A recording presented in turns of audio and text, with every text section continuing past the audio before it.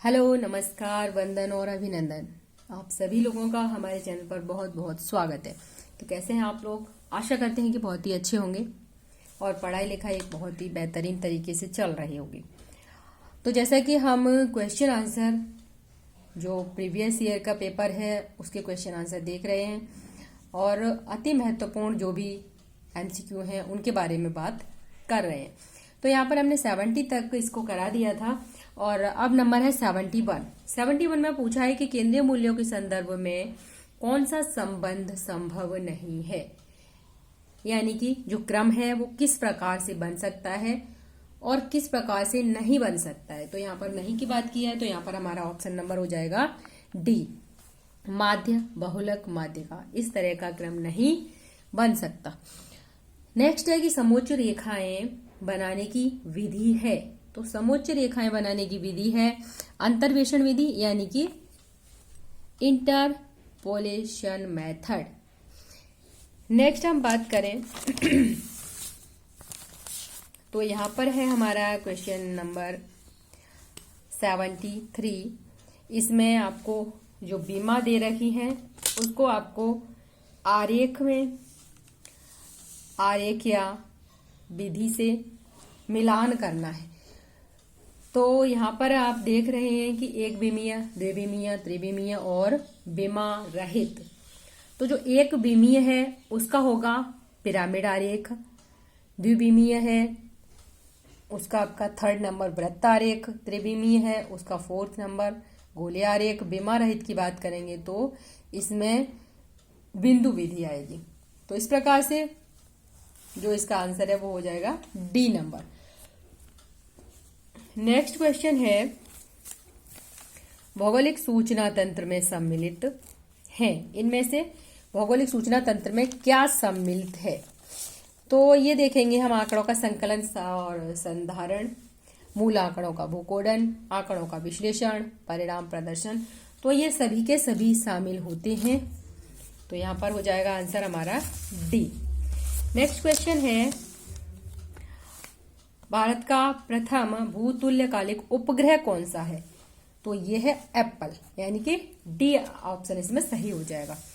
Next हम बात कर रहे हैं ये है कि निम्नलिखित को सुमेलित करना है। सूची दी गई है 1st और 2nd, यानी कि मानचित्र और आपका उपग्रह आंकड़े हैं।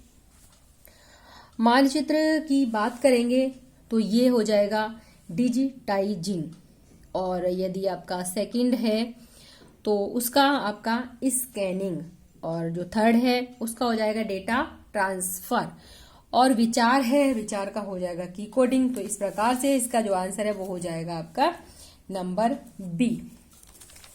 नेक्स्ट क्वेश्चन है उसमें पूछ रहा है कि जो कौन सा एक स्थानिक सूचना का भाग नहीं है, यानी कि स्थानिक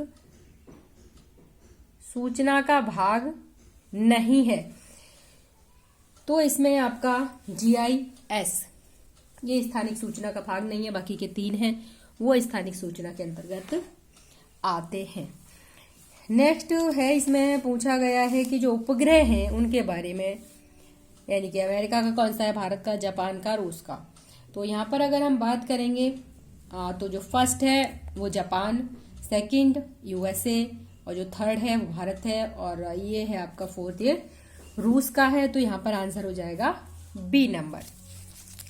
नेक्स्ट है इसमें पूछा गया है का बहुलक पूछा गया है कि निम्न श्रेणी के लिए बहुलक का मान क्या होगा। तो यदि आप सॉल्व करेंगे, कभी बहुलक है, माध्य का है, समांतर माध्य है, तो ये सारे के सारे ही क्वेश्चन पूछे जाते हैं। तो इसमें जो आंसर है वो है आपका 7.28। नेक्स्ट क्वेश्चन है इसमें विभिन्न समंक श्रेणियों के मध्य तुलना हेतु उपयुक्त प्रकीर्णन का माप है। तो ये उपयुक्त प्रकीर्णन का जो माप है उसे प्रसरण गुणांक कहा जाता है। नेक्स्ट है कि भारत में भूतापीय ऊर्जा के उत्पादन के संभावित क्षेत्र कौन से हैं।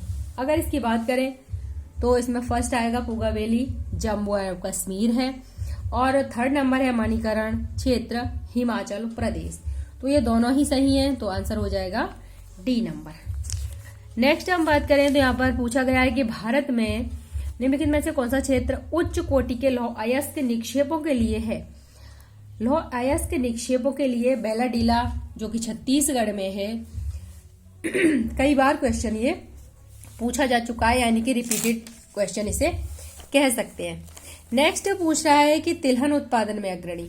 अगर तिलहन की बात करेंगे तो आपको पता है कि राजस्थान है, लेकिन राजस्थान के साथ यहाँ पर आंध्र प्रदेश, मध्य प्रदेश दे दिया है, लेकिन यहाँ पर हमारा जो सही आंसर होगा वो होगा मध्य प्रदेश। नेक्स्ट क्वेश्चन की बात करें हम तो नेक्स्ट है हमारा कि सन 1981 के बाद भारतीय जनगणना में श्रमिकों से संबंधित आंकड़ों के मुख्य 4 वर्गों में निम्न में से किसे शामिल नहीं किया गया।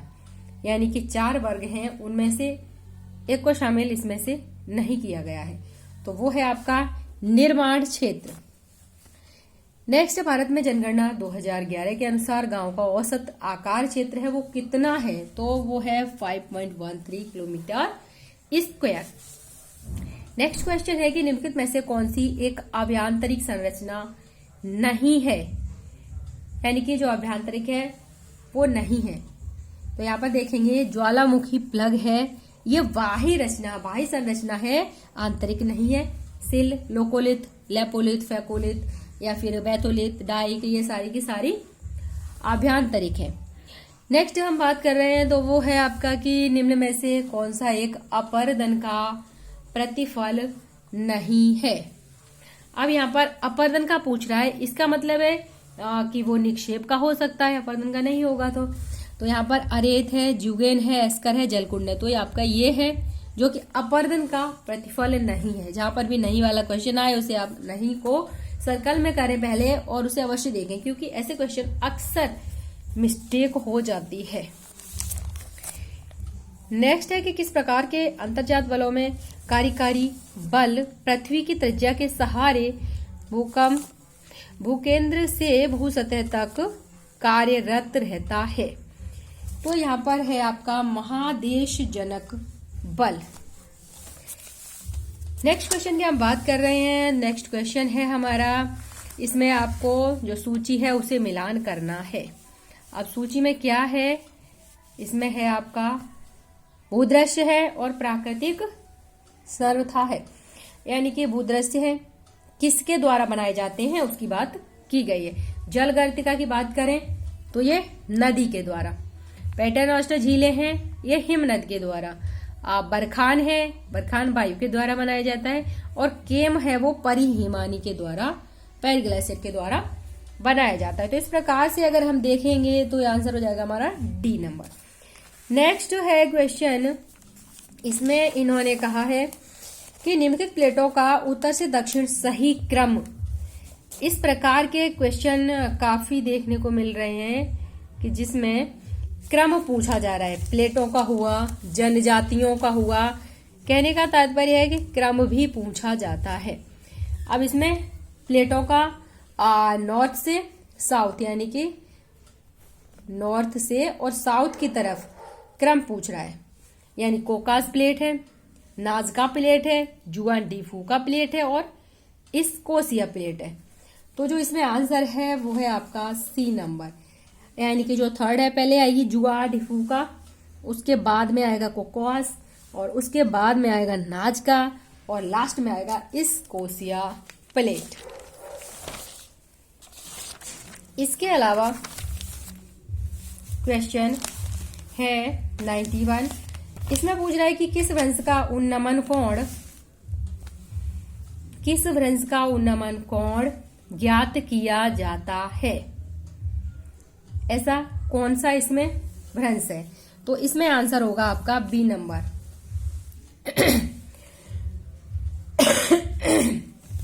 नेक्स्ट क्वेश्चन है, इसमें पूछा है कि पृथ्वी की दो इसमें दे रखे हैं सेंटेंस, यानी कि ए और आर। तो सबसे पहले पूछ रहा है कि पृथ्वी के अंतरतम का केंद्रीय भाग भारी धातुओं से बना हुआ है, यानी कि अभी कथन है, ये कथन और कारण वाला क्वेश्चन है। नेक्स्ट है कि भारी धातु पृथ्वी के केंद्र की ओर आकर्षित होती है। यानी कि 2 क्वेश्चन दे रखे हैं और यहाँ पर क्या अभिकथन और कारण दे रखे हैं, 2 सेंटेंस, और इनमें दोनों ही सही हैं और ए और आर दोनों सत्य हैं। आर ए की सही व्याख्या भी है, तो यहां पर हो जाएगा आपका ए नंबर। नेक्स्ट है निम्नलिखित में से कौन सा एक पहाड़ी के पास ढाल का तत्व है। यानी कि जो पहाड़ी का पास ढाल होता है उसका तत्व पूछा है, तो वो होता है यानी फ्री फेस, मुक्त पृष्ठ कहते हैं, या फिर फ्री फेस भी कहीं कहीं देखने को मिलता है।